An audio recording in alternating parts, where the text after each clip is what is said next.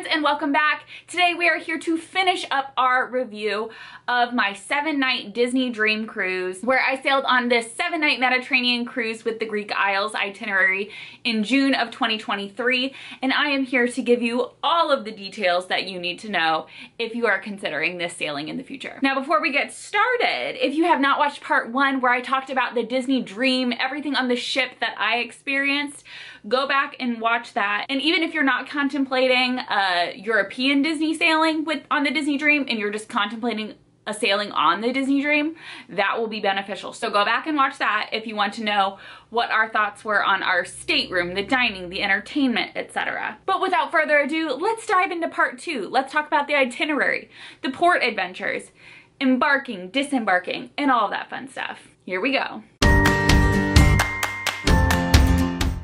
This was the Disney Dream's first ever time sailing in Europe. It used to be the Disney Magic that was over there. And so when I did my Northern European cruise with my grandma back in 2019, we were on the Magic doing the Northern European sailings.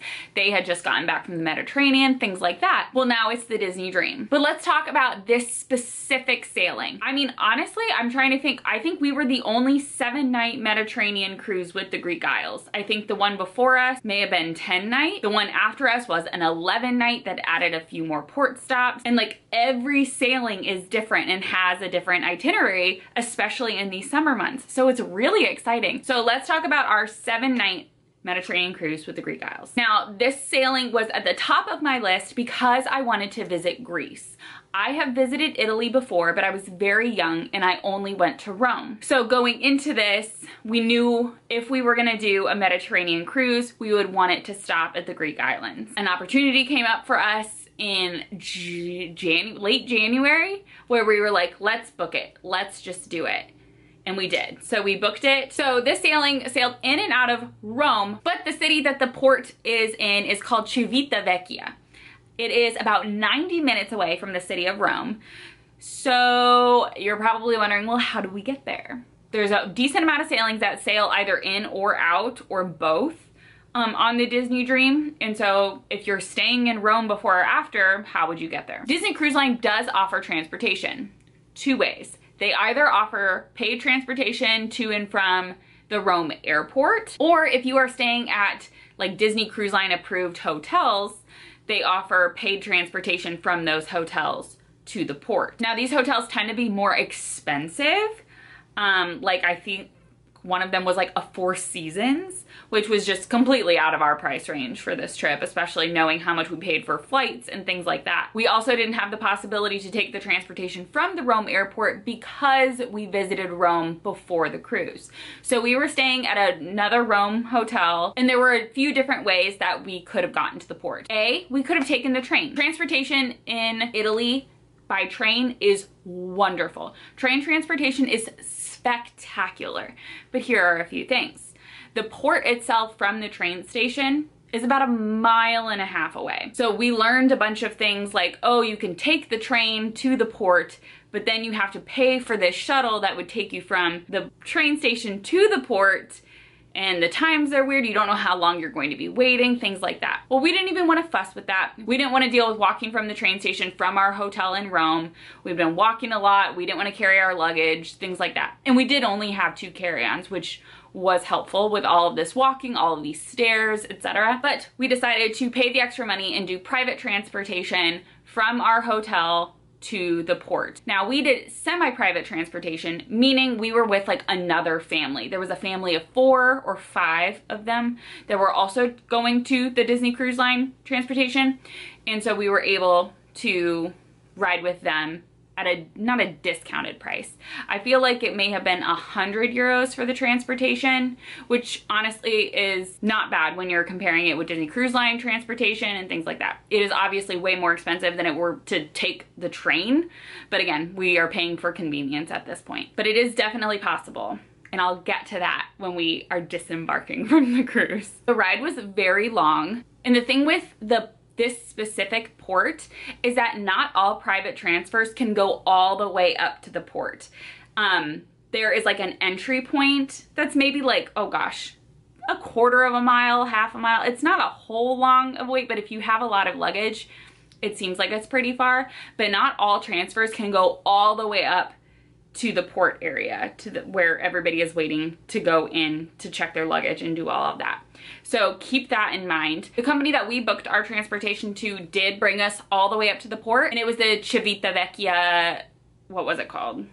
Civitavecchia Shuttle Express. So they were able to bring us up the entire way. So please keep that in mind that not all of them do.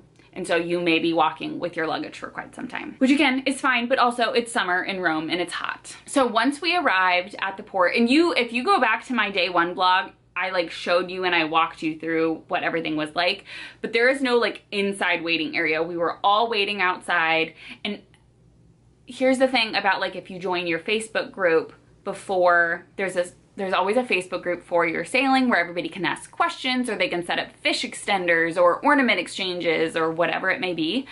But it is where a lot of discourse happens. And there were a lot of complaints about how disorganized it was at embarking, and that's just not the case. It's not disorganized. People are just getting there way before their port arrival time, so it just seems that way, but it's not at all. We did get there about 20 minutes before our port arrival time, which we scheduled to be, I believe it was, I think 1:15 to 1:30 was our port arrival time, because again, if you watched day one vlog, we did things in Rome that morning, so we were in no rush to get onto the ship. And so we arrived around 12:45, 1 o'clock. And yes, there were a lot of people waiting outside.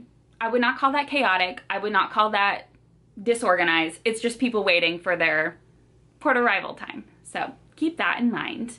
A nice perspective. And so when your port arrival time is being called, crew members will be walking with like a sign that says, oh, 1 o'clock, and having you go and line up at your port arrival time, where you will then enter the building. So when our port arrival time happened, we walked right up. Not very many people in line with us.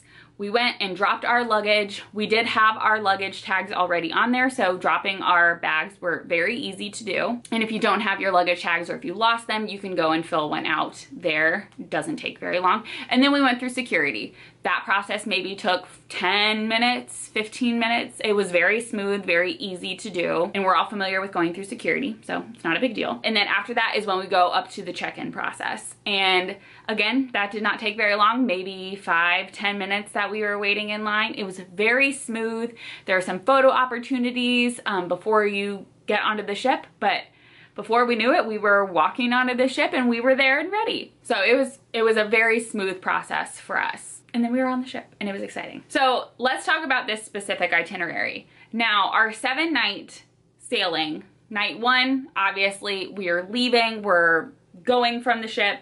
We did the sail away party, always so much fun on the top deck, and then they do like the Disney Cruise Line horn, and I cry and do all that. But then it's just your night one at sea. That next day was our first port, because we were going to Naples. We were porting in Naples. It is not very far from Rome at all. A lot of people take trains or even drive down to Naples from Rome, so it is very close.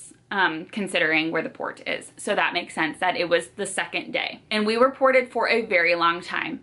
I believe it was 7 a.m. to 7 p.m., 7 a.m. to 8 p.m. And even the sailing before us, they let their onboard time be 8 p.m. So it always changes. It depends on how many ships are in the port, all of that. So it's all very different. So what I'm saying may be very different if you're looking at going on this 7-night cruise next summer, in summer 2024. So the thing with the Naples port is there are so many opportunities to do things all around Naples.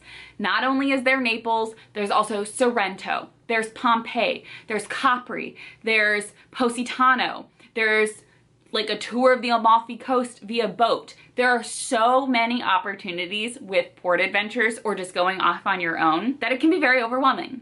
And this was the most overwhelming port for me planning wise. I prefer to do Disney port adventures rather than booking things on my own. And this is because basically peace of mind. If something goes wrong, if your bus breaks down, if your boat takes a detour, if the ferry is too long, because there are so many other tourists from other cruise ship ports at that time too, Disney will wait for you. If you are on a Disney port adventure, you know that that ship is not leaving without you on it. If you booked on your own and you get lost, you're late to the port, you're not able to get back until 8:30 p.m. I'm sorry, the boat is leaving. She's gone. You better find a way to get to your next stop in Greece. You know what I mean? So just peace of mind. And when I did the Northern European cruise with my grandmother, we also did Disney Port Adventures, and I really, really enjoyed all of them. So I wanted to do them again. Also, like, it takes a big chunk of the planning out for me. I'm a big planner, obviously, and we were doing Rome by ourselves before, and then we were doing a week in Italy afterwards. So I already had so much planning of my own to do. And so being able to just like book a port adventure through Disney, knowing that it's going to be good, I just had to pick which one. I didn't have to research tour groups. I didn't have to research transportation. I didn't have to do any of that. It is a little more expensive, maybe. I don't even know, because I didn't research it, because I just knew that's what we wanted to do. But with Naples specifically, there were so many port adventure options.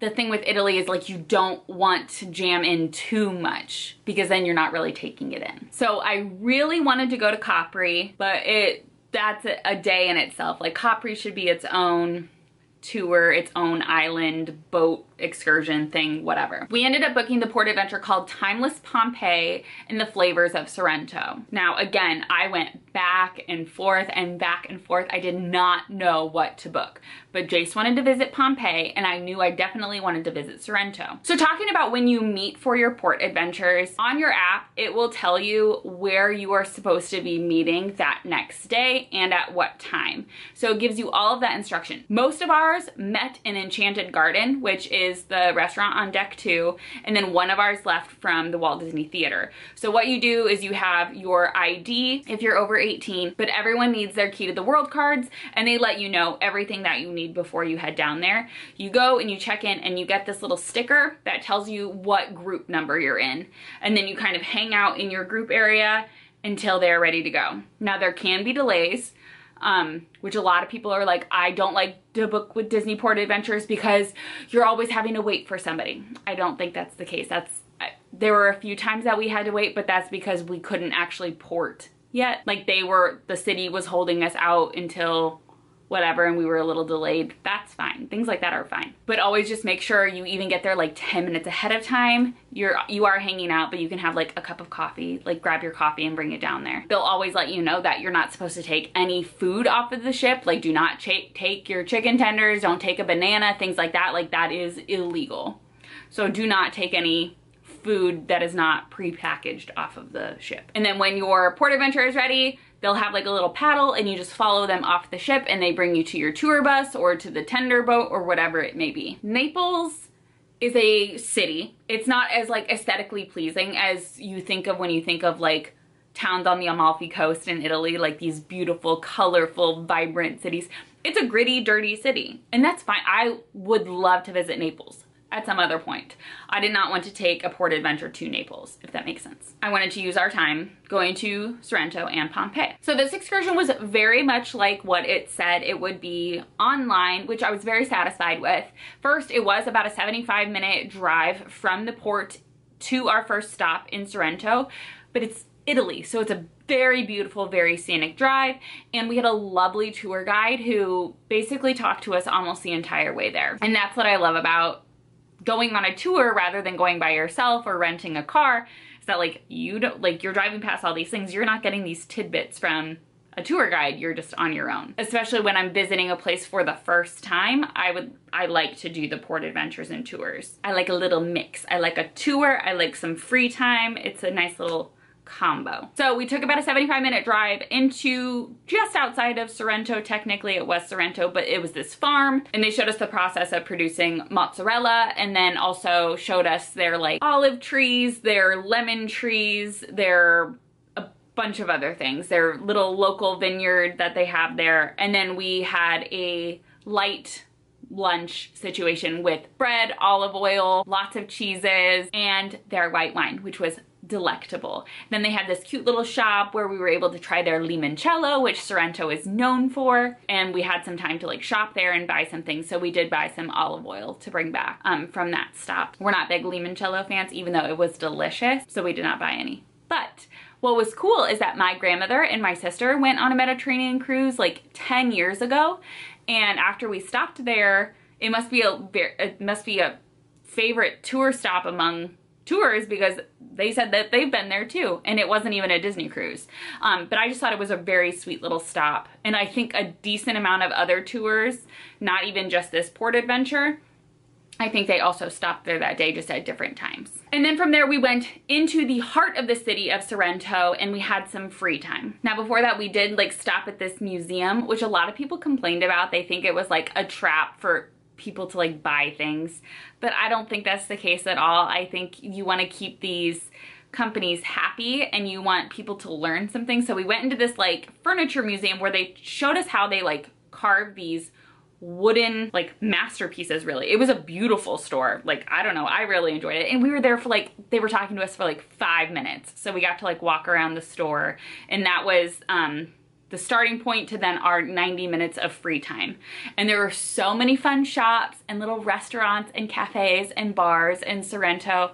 So it was nice to have some free time. We got some pizza, obviously, and then we just walked around the shops, walked around the beach, things like that for our free time. And I think it was the perfect amount of free time. I wasn't intending to like lay on the beach during this time, but it was the perfect amount of time to like grab some food, grab a drink, do some shopping, and then head back. And then once we got back onto the tour bus, we went all the way to Pompeii. And right before we go into like the park of Pompeii, there was like a cameo factory, where if you don't know cameo, I did not know it either. I was like, what is it? Like jewelry? And it is kind of like jewelry, but they like take these like seashells and they carve designs into them.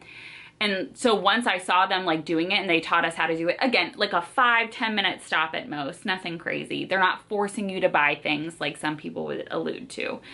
After they show you, you get to like walk around the shop and just see the creations from the cameo artists and things like that. And then we went into Pompeii. And we were walking around Pompeii for about 75 minutes. I don't think I could do any longer than 75 minutes. Like the all-day excursions, the hike to Mount Vesuvius, maybe in like calmer months, but it was so hot when we were there. I don't know if I could do it. And I think the 75-minute walking tour with our tour guide telling us all these things, it was great. It was wonderful. We really, really enjoyed it, and it was just so cool to see. But after that, that was wrapping up our about 10-hour day, and we had about a 20-minute ride back to the port. All aboard time, I believe, was 6 o'clock. I said it was 7, but I think it was 6 o'clock. And we got back at like 5:15. So that really didn't give us enough time to like walk into the city of Naples, which we knew, and that was fine. So we did have a little extra time before getting on board.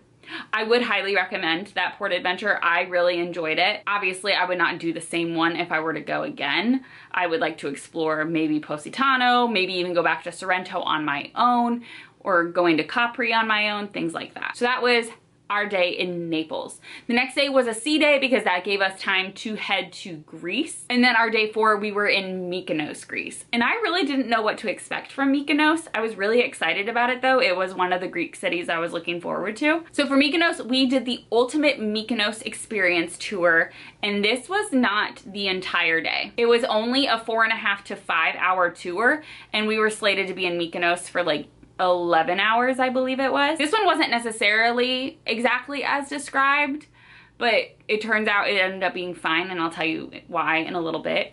But note, they're not always in order too. Like for this tour, we went to another local farm where we had a light lunch, cheese, Greek yogurt, again, wine. I just love that it's just like their juice. It's like, oh, orange juice? No, here's some white wine, because it's just so beautiful and great. There were also some meats at that farm, but I don't eat meat, but Jay said it was lovely.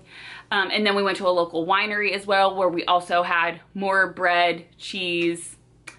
That's all you're eating. You're eating fresh vegetables, olive oil, balsamic, meats, cheeses, bread, wine. That's your meal. And if you don't like it, why? But no, everything was delicious and delightful, and that may not seem like a full meal, but we were incredibly full and satisfied from all of them. So we did the farm with the farm tour where there was the doggy there, and I loved her. Her name was Ava. And then the winery where we did wine tastings and got to explore that farm and vineyard as well. And then this tour did say that there was a walking tour of the town, or some part of the town, where you would then get like a sweet treat, and we did not have that. We just like, it was very strange. We just like pulled up to this like bakery or patisserie, got this delectable dessert. It was so, so tasty. But they didn't really like say anything or say like why. And they were so big and we couldn't bring it back onto the ship because you're not supposed to bring like open food. Again, illegal.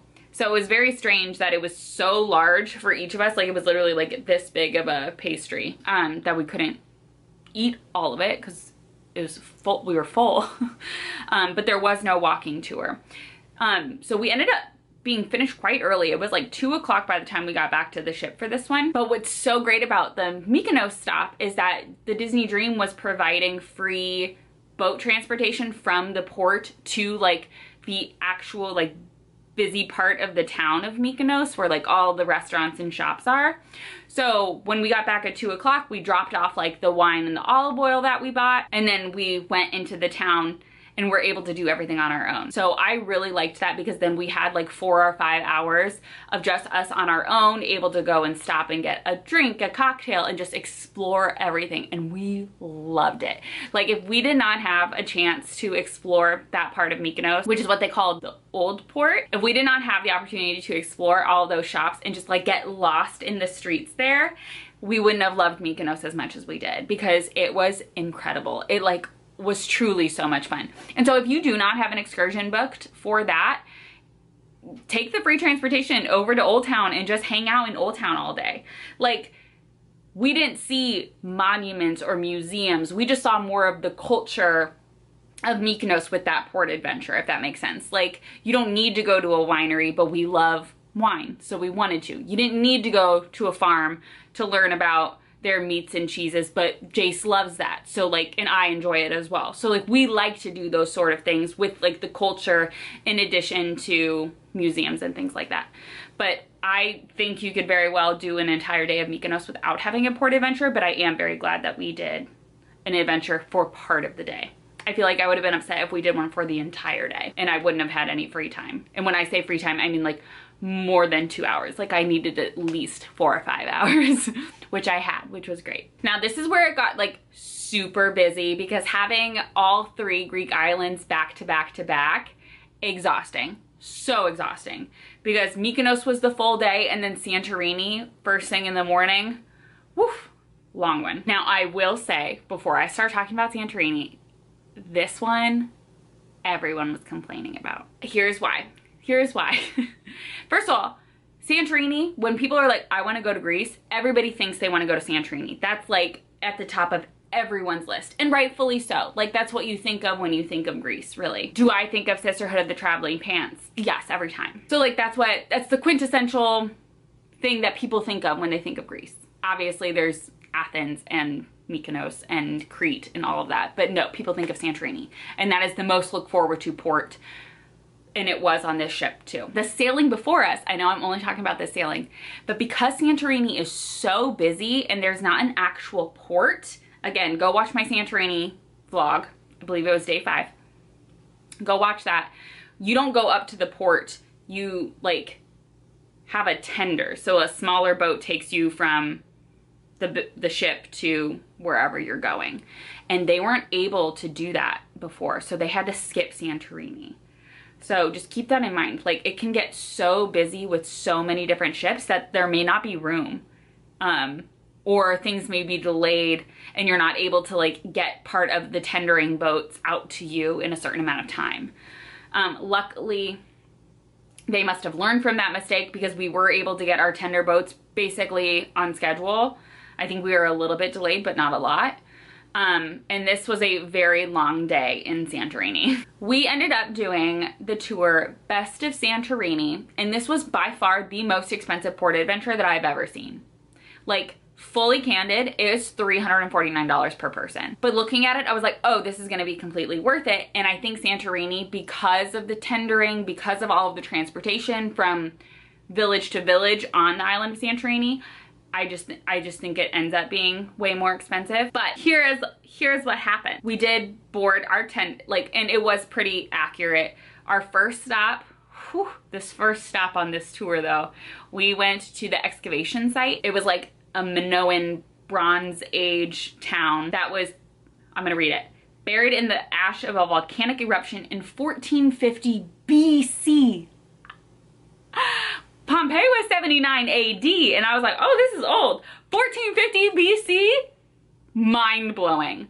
So we did like an excavation tour, and our tour guide, God bless her soul, she was the most knowledgeable person. I asked her if she was like a professor or a teacher, just because she was like so passionate about what she was saying, and she had lots of great information. She was not actually, but she did study archaeology and the history of Greece in school, so she's just very passionate about it, and she was lovely. But listen, we were at this excavation site for 90 minutes, and oh, was it rough. Because it's not that large of an excavation site, so it honestly did feel like you were in a lecture, and a lot of tours go there. So keep in mind, and like obviously you could do it on your own, but you don't get 90 minutes worth of information from somebody on your own, you know what I mean? You get some information, there's pamphlets, there's whatever, but having that tour guide there was very nice. It was just very lengthy for our liking. The logistics then got a little wonky with this excursion because we were supposed to go to Ia, which is the village. When you think of Santorini, you think of Ia. You think of the blue domes, the stunning look of it. And honestly, if you watched my vlog of Santorini, like I have no footage of Ia because I was just like taking pictures, which obviously do not translate to YouTube. So here are a few pictures. La, la, la, how exciting. But we were supposed to go to Ia first, and then we were supposed to end in Fira, you know, for lunch, free time, and then that's where the cable car or the donkey trail, if you watched the video, you know, is to take you back to the ship. Well, we ended up going to Fira for lunch first, and it said like this beautiful, we were gonna first go to Ia, and then we were going to a winery, and then have lunch at one of the most popular restaurants there that overlooks the caldera. So it was a little out of place. After the excavation site, we ended up going to this winery. It was a brewery. It was a newer brewery, which Jace was actually really excited about. So we had a wine and beer tasting, and we were there for a little too long. Like a little too long. It was, people were just like, we were standing around being like, all right, what are we doing? And I think it's because there were so many others of this exact same tour that we had to like wait until we could go to the next stop for this tour to end. So after this, instead of going to Ia, we went into the village of Fira for lunch, and again just like stood there basically waiting because the group before us were also having lunch, so we had to wait. So it was just a lot of standing. It was so busy there. It was a lot. And it wasn't a beautiful lunch. Like we were in like a private dining area where it was just like a room. Like we weren't outside overlooking anything. The restaurant, yes, looked over the beautiful caldera and the city and the sea, but we didn't for lunch. It was a beautiful lunch. It was very tasty, very good. We made some friends that we sat down with, but it was just not what we were expecting. So after lunch is then when we took the bus to Ia, and had about an hour to walk around Ia, take pictures, shop, things like that. Again, very busy there. It was getting less busy though, because I think most people were in Fira, but it was just stunning. It was so, so pretty there. But then after that, we went back to Fira, where we just were. We literally did the same thing. We parked the bus in the same area. We walked all the way up to the main part of the village, the same spot we were before lunch, for then just her to talk for another like 20 minutes. We got our cable car tickets, which are included in every single one of the port adventures. You get a cable car ticket to get back to the ship, or you could forego the ticket and walk with the donkeys down the, or take a donkey down the death stairs. And then we just had some free time in Fira before getting onto the cable car. The cable car line, by the time we were to go, it was like 5 o'clock. The last tender boat was gonna leave at 7:30 to get onto the ship. 5 o'clock, by the time, if we were to get in line for the cable car, it was an hour and a half. It was an hour and a half long wait. And that is what people were upset about. Now, granted, in the port adventure descriptions, in all of them, it says there will be a line for the cable car. Like, please note, what does it say? Let me read this specifically. Note, guests may experience long lines on the cable car going up or down. So they tell you. And there was like a note before, like they left us a note talking about the tendering and talking about the cable cars. Like they let you know. But so many people were at the port adventures and guest relations table complaining about their port adventures to Santorini. Just keeping that in mind. And like you could absolutely go without a port adventure. But again, you have to take that cable car. You have to, like, we only had to take the cable car or the stairs down because we had our private tender bring us to like a motor coach boat on the other side of the island. So just keeping that in mind. If we were to ever go back again, we would not do a port adventure there. But I am glad that we did it first. I am glad that we did it. I'm glad we went to the excavation site and to Fiera and Ia and all of that and had that tour. But it was the longest day and it was also very hot. So I think people were just like really upset about that too. And lastly, our last day, day 6, we were in Chania, C-H-A-N-I-A, Chania, which is a village on the island of Crete in Greece. Never heard of her in my life. Learned how to pronounce it. I was saying Chania this whole time. It is Chania, like ha ha ha, Chania. And this day we were only at port from like 8 a.m. until 3 p.m. It was a very short day comparatively to the rest of them, which was kind of upsetting because it's like you want to, like I love the Disney Dream, I love the ship, but I want to spend the most time off the ship that I can because you're in Greece and Italy, you know what I mean? But the tour that we did for this day was the best of Chania's culture and wine. And before I even get into it, this was our favorite day. This was our favorite tour. It was so good. We loved it so much. Our tour guide was delightful. She was wonderful. And it did take us like the entire day. Again, if you watched the vlog, we got back onto the ship at like 2:58 p.m. when all aboard time was 3. But again, I wasn't worried about it because we booked with Disney Cruise Line, you know? So we first started taking like this beautiful scenic drive through like the mountaintop. Horrifying. Beautiful, but horrifying. You know what I mean? It took about like 20 to 30 minutes to get to our first stop. Okay, so this one was definitely out of order for us. We started off at this botanical park and gardens of Crete. And again, go back and watch the vlog because this stop was beautiful. And it was really, really hot and there was like a hike in the botanical gardens, which did, like a lot of people opted out of it because it was hilly, there were stairs, and if you don't hike, like, it's kind of dangerous. But it was like a walk through Greek living with the land. So we loved it. There were peacocks galore. They were so great. And it was by far, and then we had our lunch there, but it was like 10:30 or something like that with wine, obviously. And it was by far our favorite meal of, I believe, the entire trip. It was delectable. The tzatziki sauce, the bread, the cheese, the olive oil. It was so very good. So we had a delightful lunch and walk through the botanical gardens. And then after that is when we drove into the city of Chania and got to explore the town where there were like so many shops and markets, and not all of them were open because we were there on a Sunday. So keep that in mind that when you're stopping at the ports, not like if it's a holiday or if it's a day, like things may not be open. But we walked around with the tour guide for about 20 to 30 minutes and then we had some free time, but we only had like 30 minutes of free time, which was not enough time.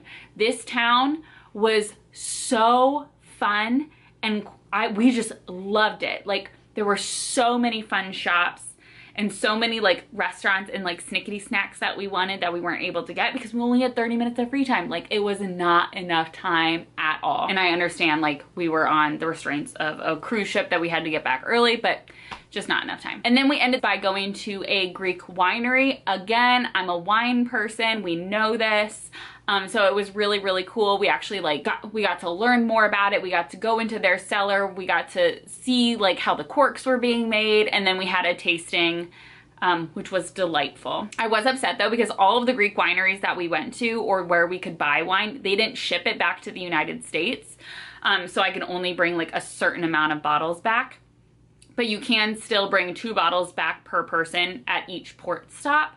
But I was only having I had a very small bag and we didn't have a lot of luggage. So I didn't have a lot of room for the Greek wine, which was unfortunate. So we only brought back 4 bottles, I think. But would highly recommend, even though there was really not enough time, I would highly, highly recommend booking that port adventure if you are taking this cruise or whatever for Chania. It would be a little more difficult to do things on your own unless you just take a bus into Old Town, which there were some people who honestly wanted to forego, on our tour group, they wanted to forego the winery after Old Town, so they had more time in Old Town, which more props to them. I would have done it if I wasn't a fan of wine, but I am. So that was a super surprising and lovely port adventure. We really did love that. And I hope that information from the port adventures was helpful, because when I was trying to see which port adventures I wanted to take, there really wasn't a lot of feedback online or in videos or anything that I could find from port adventures that people have taken in the past. So I hope that lends some helpful information if you're looking at booking some of these excursions for a future Disney cruise. Okay, so that was day 6. Day 7 was a day at sea, and then that last morning was disembarking day, which so sad. So on our last morning of the cruise, we had a train ticket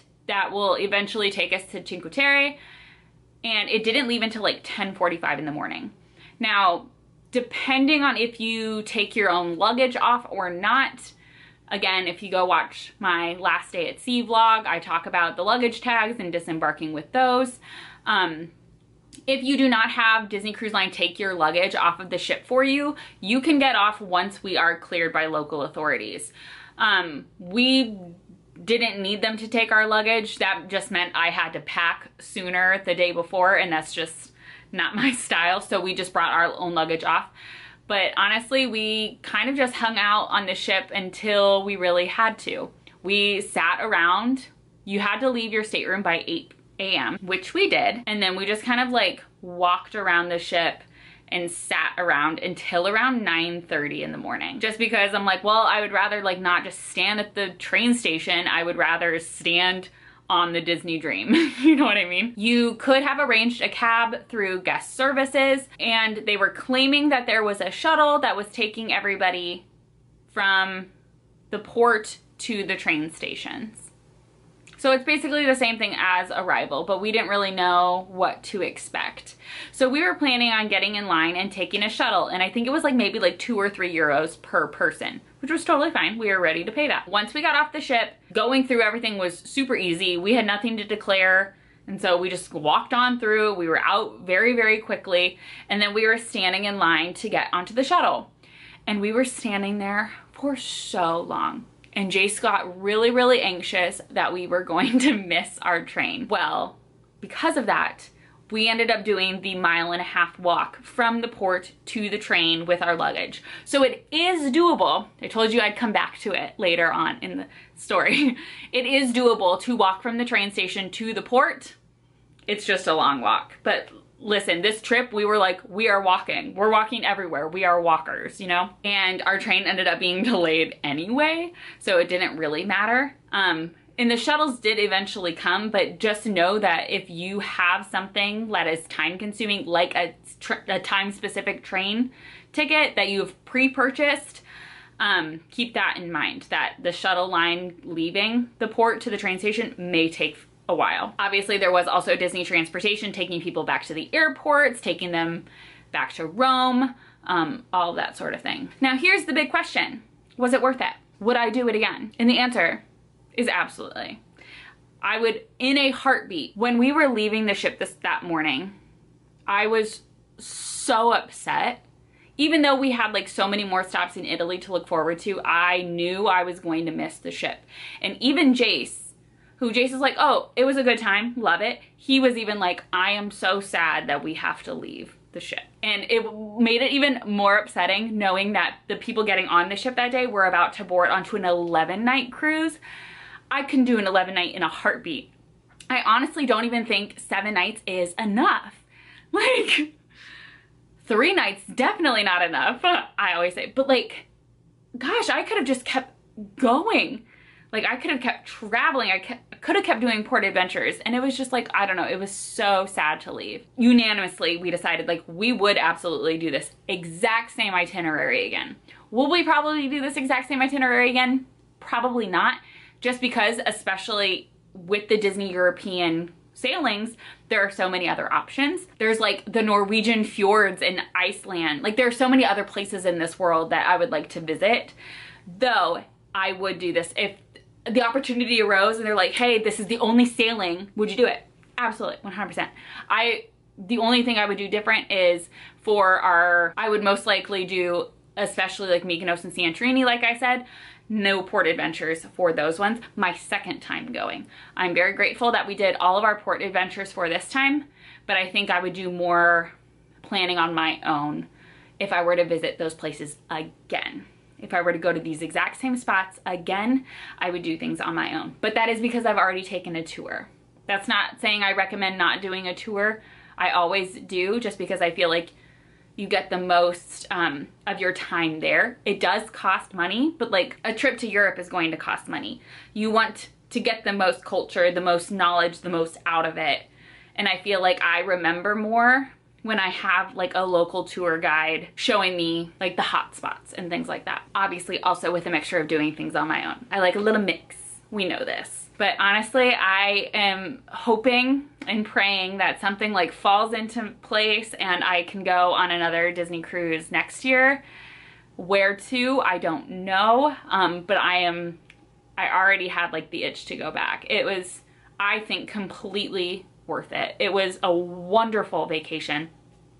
The crew, the entertainment, the dining, they just do such a good job. And especially for being their first summer over in Europe, I think they're really getting the hang of it. Yes, they run out of a few things because they're not used to these longer sailings on the Disney Dream. Merchandise was lacking just a little bit, but honestly, oh, and I guess I didn't even talk about merchandise. Honestly, if you have the opportunity to sail while in Europe, do it.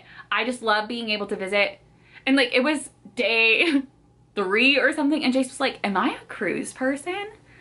I definitely know I am, because I love seeing so many places in such a short amount of time and having like all of my stuff there. And I know there are some travelers out there that will be like, oh, but that's not what, you have to stay the night there. Like, you don't get the nightlife. You don't get, girlie, I was in bed by 10 p.m. every night. I don't get nightlife. That's not something that I could personally do this trip. Like, I was just so exhausted. I love seeing like the high points of every cities, and I love being able to dine and shop on my own at local amazing places. I personally loved it. Even though we had short stays at each of the cities that we went to, I really love it. And I think cruising is a great way to see a lot of places and check off a lot of great spots on your list. But I hope that was helpful. If you have any questions at all about this itinerary, any other port adventures, any other feedback that I've heard or I have of the Disney Dream or this Mediterranean with Greek Isles itinerary, please let me know. Drop them in the comments. But next, I will be back with all of my Disney Cruise Line tips and tricks that you need to know on your next Disney Cruise Line vacation, no matter where you are sailing. So look forward to that, and I will see you all in that next video. Bye.